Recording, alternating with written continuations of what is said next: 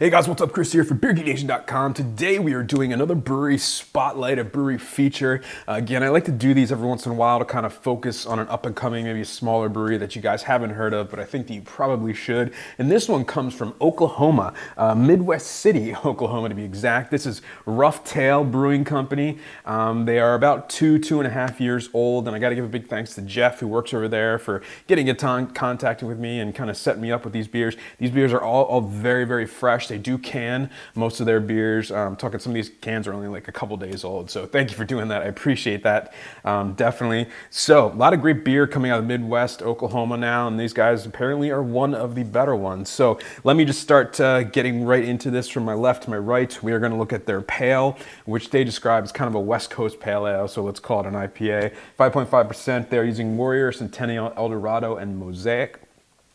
We are then going to look at their 12th round, which is, I guess they're describing it as an American strong ale, I think, kind of like an arrogant bastard, a hoppy American strong ale.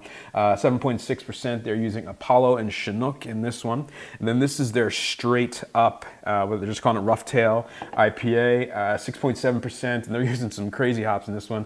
Columbus, Citra, Simcoe, Summit, Centennial. I got a feeling this one's going to be super, super dank, especially with Summit, Centennial, Simcoe in there, just all really dank hops. We're then going to move on to their Polar Night, which is their stout, coming in at 8% alcohol by volume, but it's a kind of aggressively hop stout, so maybe more of like a black IPA, but it is their stout, it says right on the can. And finally, this is their Hoptometrist, which is their imperial IPA, double IPA, coming in at 9% alcohol by volume, so kind of verging on that triple IPA. And this one actually uses rotating hops, so I'm not sure which particular hops are in this batch, but it is a rotating variety. Love the can designs. It tells you how to serve the beer, what glass to serve it in. It gives you like these levels of maltiness, bitterness, aroma, sweetness, aggressiveness. So just very, very cool designs all around. I'm looking forward to it. So let me just get right into the pale here. Oh, wow. Yeah, big tropical fruitiness, pineapple, tons of peach, sweet orange peel. Oh, that's really good. Yeah, I definitely don't think your classic pale ale, though. It's very, very hoppy. Not very hoppy, but it's definitely more like an IPA-ish type pale ale. Wow, super dry body, nice clean hoppiness. Sweet, tropical, a little bit of citrus in there. Very, very nice. Get a lot like an orange candy type of flavor in there, a little bit of pineapple, peach. Very, very clean and refreshing. Nice stuff.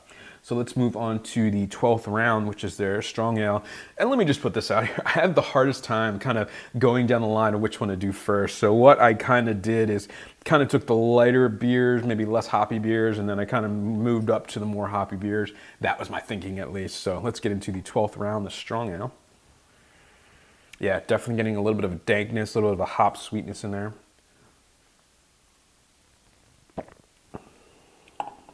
Oh, that's nice. Wow. Caramel, toffee, big malty backbone, but there's a ton of bitterness to kind of help contrast that. Definitely getting like a little bit of citrus, pineapple, grapefruit, kind of a dank, resiny bitterness in there as well. It's very, very interesting. I'm not a huge fan of arrogant bastard. Let me just put that out there. This I really like. It's got the maltiness. It's got the hoppiness.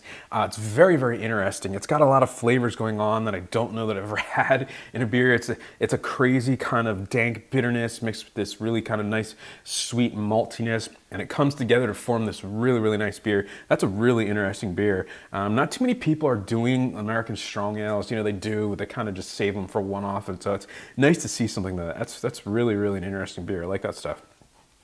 So this is their Roughtail IPA. Again, this is 6.7%, and I know this is going to be dank. Oh, yeah. Big oniony, garlic, dank, resinous notes. Some peach, citrus, grapefruit rind. Oh, that's good.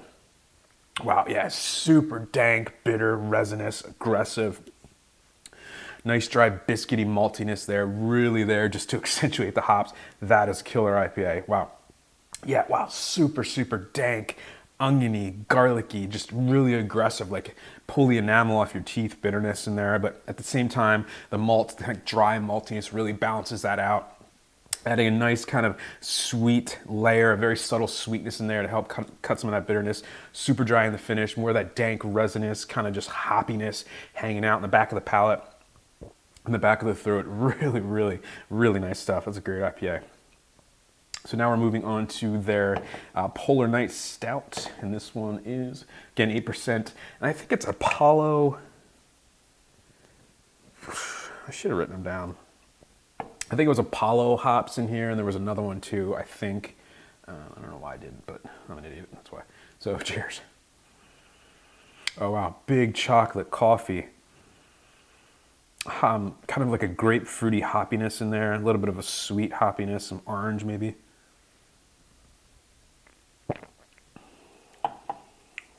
Oh wow. Wow, yeah, wow. Kind of like a black IPA, but definitely more stout heavy. So just think it's basically a hoppy stout more than a black IPA.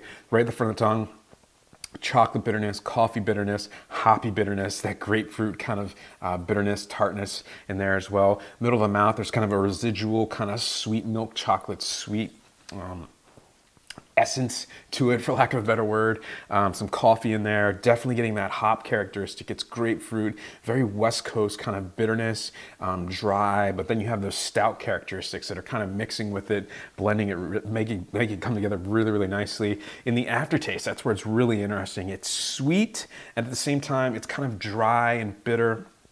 Some grapefruit. If you've ever had one of those chocolates, like those orange flavored chocolates, that's what this reminds me a lot of. There's some sweetness in there. As I've had this, I had a couple sips of this before I shot the video, and as this warms up, I'm starting to get more of the stout characteristics, and the hops are kind of falling to the background a little bit, but that's kind of a good thing. They're definitely still there though. This is definitely a very aggressively hopped stout. It's really, really interesting stuff. It's nice to see somebody try something like this and not make it and just straight up call it a black IPA. It's good. Oh, I like that, yeah. And certainly last but not least is the Hoptometrist, 9% alcohol by volume. Again, rotating hops, and this is year round for them, so it's a double IPA. Oh, wow. Super dank, pungent, mango, tropical fruits, but at the same time, you're getting a little of that West Coast kind of dry bitterness.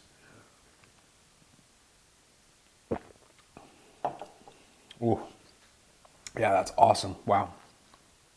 Wow. Right at the front of the tongue, big smack of bitterness. I mean, kind of tongue numbing a little bit.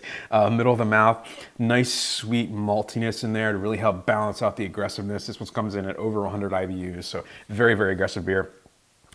Dank, dank, dank. It reminds me a lot of the IPA, just kind of taken up to the next level. You're getting that big dankness. I'm getting that oniony, garlicky type of flavor in there, but I'm also getting that West Coast kind of grapefruit, piney flavors mixed in there with a little bit of peach, mango, papaya, that tropical fruit, a little bit of everything, and it really does all come together. Really solid malt backbone in this one, not too sweet, not too malty, doesn't take away from the hops, but it's definitely there to help balance it out.